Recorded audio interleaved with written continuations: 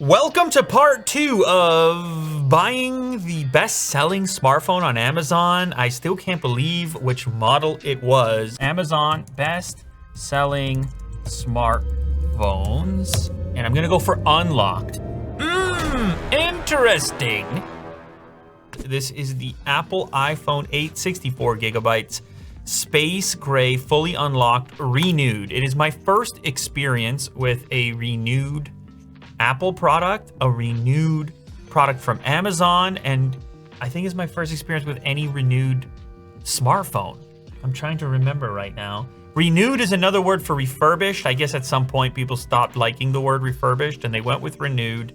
Either way, it's obviously a very popular choice for customers, so I am curious, you're probably curious, what do you get? If you recall from the last video when we purchased this, there were some reviews that were less than stellar. There were some reviews that said, just don't do it. There were some reviews that said faulty product. Those were old reviews, but then we found a recent one, which said the worst refurbished renewed device I've ever bought, January 18th, 2020, in space gray, the purchaser CW with pictures, and the device looked terrible. So of course, you know, we had to order it up and see what type of experience we're gonna have. After all, it is the best-selling smartphone on all of Amazon.com. Here it is. This is what you will receive. A plain white box.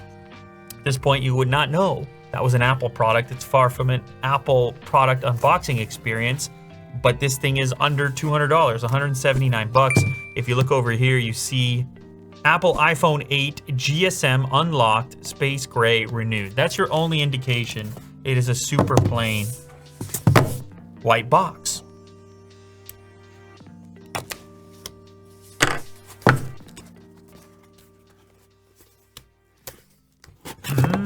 Okay. All right. Bubble wrap is involved. Certainly no original packaging. If you decide to return your device for personal security, follow the instructions below to remove your iCloud. Failure to do so will delay your refund. Make sure you turn off Find My iPhone, found in settings, delete the device from your Apple account. Look at where this came from. Okay, West End Enterprises, very interesting. When we were reading some of these reviews and people were saying that the devices could not be activated because there were issues with carriers and Apple saying the device was stolen. So this might be something that happens when a customer returns a device, that it doesn't get fully reset and it still pops up in Find My iPhone for the original owner and creating problems for the next user.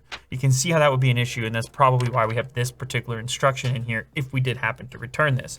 Power brick is not original at all, so that's something you may not have expected. You might have expected to see an original Apple power brick, or at least one that looked closer. This one, on the other hand, is a fatter power brick, but it does give you two USB ports, a 2.1 amp and a 1 amp USB port. So that's, I guess, better, but this is a generic looking brick, and it is still your, what is it, 0.5 amp DC, 5 volt. It's a slow charger, right? But then again, if you purchased this device, you would have had the Apple 5-watt charger. So, okay, fine. The cable has a Foxconn logo on it. Oh, this is a more exciting unboxing experience than I had originally imagined.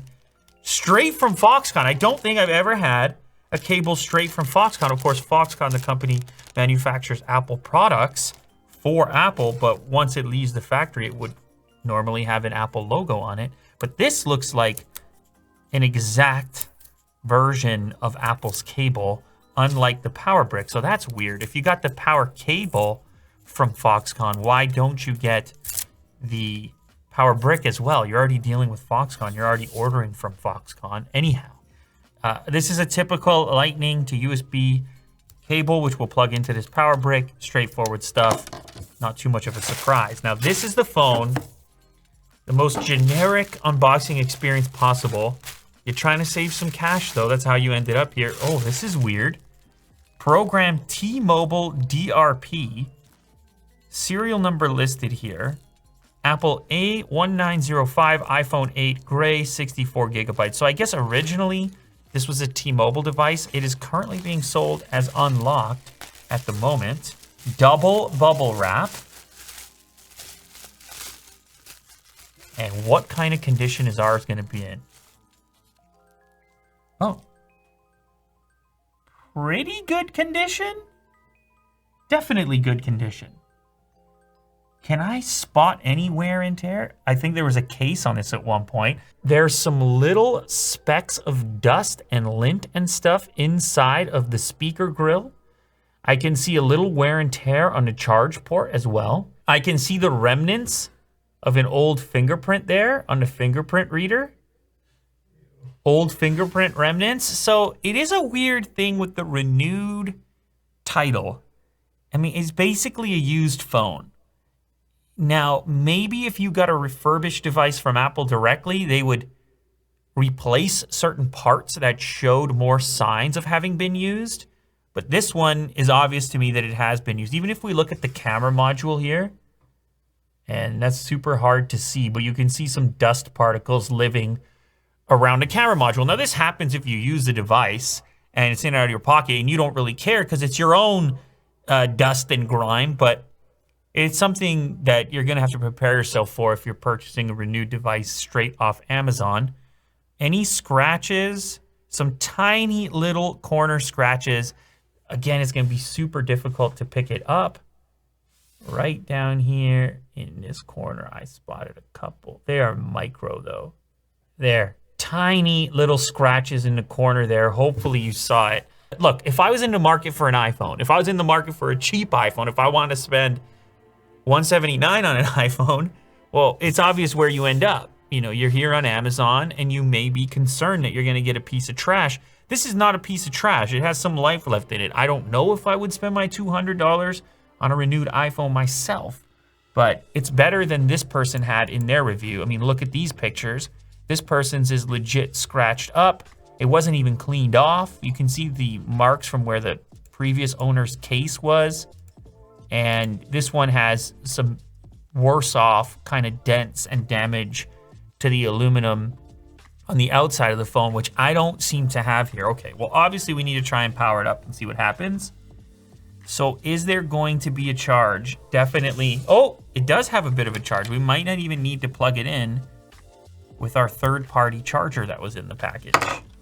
Now, I would have thought they would have polished the fingerprint section there. 20% battery, so not much battery in there. But as you can see, here we go. Now, I need to make sure I can actually get this thing activated. That's another thing that's not in the package. No SIM tool. They assume that you've got a SIM tool. It's something to consider.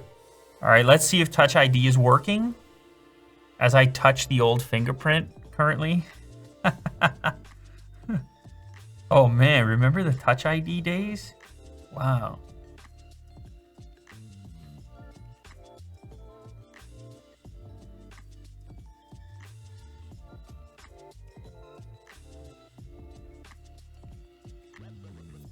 Yeah, it's I mean, it's the same setup process on any of these, but. All right, we're in. No SIM card installed, so that's the next big test to make sure there's no weirdness as far as utilizing it on another network. That said T-Mobile on the package, does that just mean it originated from T-Mobile? Whose phone is this? Anyway, I'm gonna get a SIM tool because they don't give you one. All right, SIM tools are not a huge problem around here. We have many SIM tools. I don't care that they didn't include it, but just saying. How much does this thing cost? I don't know. What's that worth? All right, here we go, ladies and gentlemen. Pop the SIM tray. Okay, here we go. Slap that baby in. And searching. Searching. There we go, Rogers. Okay, legit unlocked device. Oh, you know what? I kind of understand to a certain extent why people are buying this.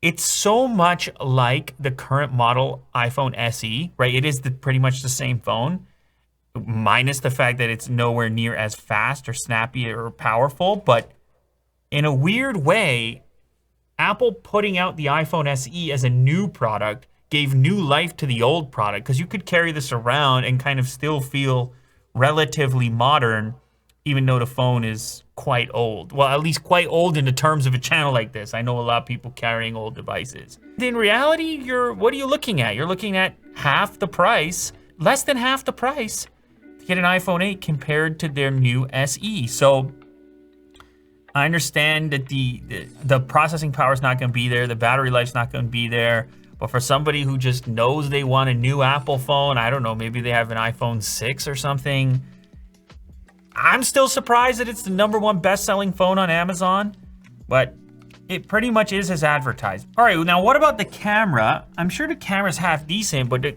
curious part for me is like, is everything functioning correctly? So let me go ahead and snap a photo here. The weird part is remembering what it's like to have one camera module. I'm sitting here thinking, okay, let's check out no, there's no wide, there's no zoom.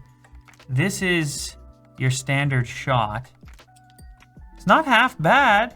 Let me do some more detail on the dollar bill here. We have good lighting, lots of lighting.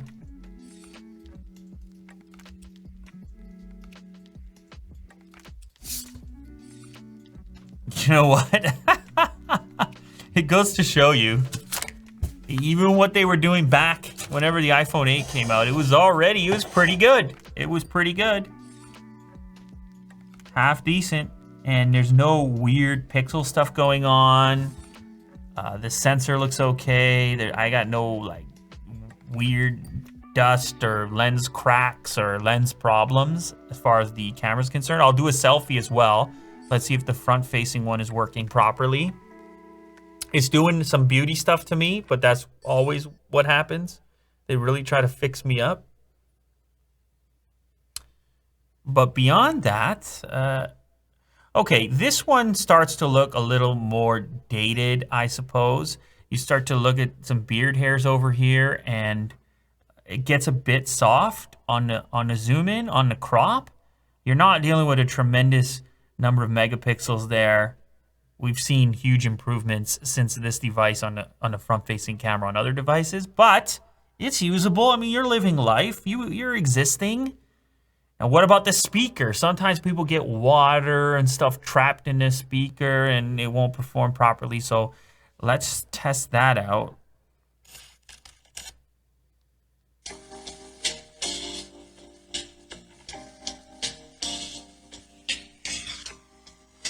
Oh yeah, also accelerometer is working. Gyroscope, accelerometer.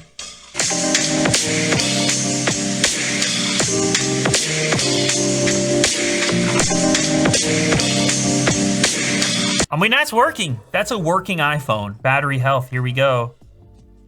The measure of battery capacity relative to when it was new. Lower capacity may result in fewer hours of usage between charges. As you can see here, we have 91% of the original capacity. Can you pick that up on a display right there? 91%. That's not bad on a refurbished device. Now, the question is that the original battery or a replacement battery? Because it would be hard to imagine that a person used this phone that little, considering how old it is, prior to being refurbished. Your battery is currently supporting normal peak performance. This is nice transparency from Apple to put this in here. And optimized battery charging is also enabled. So, you know what? Now, I don't know. Some people might predict there's some sort of cherry picking going on. Maybe somebody saw who it was. No, actually, that couldn't have happened because I didn't even use my own name on the package. So it couldn't be a cherry pick. Could I have gotten lucky with my particular model? No problems whatsoever. Maybe, but I do believe that inside of Amazon's renewed program, I think they put some kind of warranty on there as well. So even for those people who are upset, I think they have some level of recourse. Let's see what it says. Pre-owned product, not Apple certified, has been professionally inspected, tested, and cleaned by an Amazon qualified supplier. The product will have a battery which exceeds 80% capacity relative to new. So we did well on that, 91 compared to 80, I'll take it. And the product is eligible for a replacement or refund within 90 days of receipt if you are not satisfied. Obviously, given stipulation on the paperwork saying if you do choose to do that, you got to completely remove your stuff from an Apple ID perspective. So anyway, it's a weird choice. It's a whole new thing for me to investigate. It's always the top tier premium. There's a lot of that on the channel, but it turns out there's a ton of people who are purchasing these refurbished, these renewed devices, and also just interacting with older devices in general. So it's kind of a nice little refresh for me. It's a little bit of exposure to a real world scenario. You order it off Amazon. What really happens? Can you trust it? And it turns out that even with the bad reviews, which tend to rise to the top, you have a lot of good ones too. 21,000 ratings, 4.5 stars on Amazon, a little bit of a warranty built in, and in my case, a product that is essentially as advertised. Yeah, you know what? It's not that bad.